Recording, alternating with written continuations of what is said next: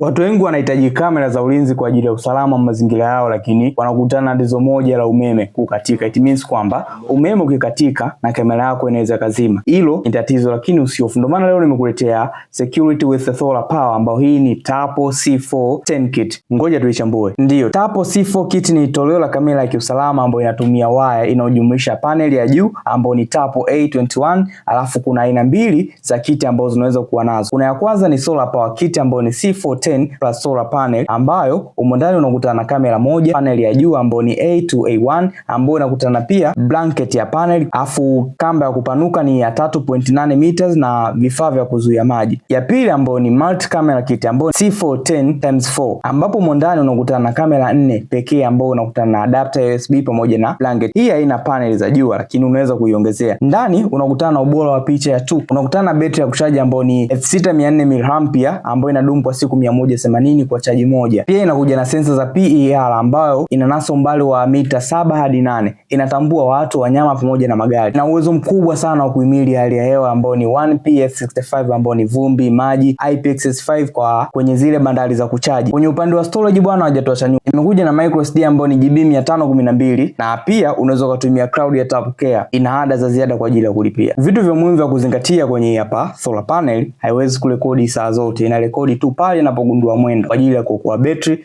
Pia wifi yake ni 2.4 GHz. Pia haina RTSPS ambayo ni on VIF ambayo haendani na program za kampuni nyingine. Data zake zitaseviwa kwenye Tap Cloud peke yake. Kama utakuwa unahitaji hapa kamera kwa ajili ya ulinzi, unaweza kuwasiliana na mimi, unaweza kuipata kwa bei ya offer. Mimi ni Thomas Bravo, kazi yangu kubwa ni kuendeleza teknolojia ya Tanzania.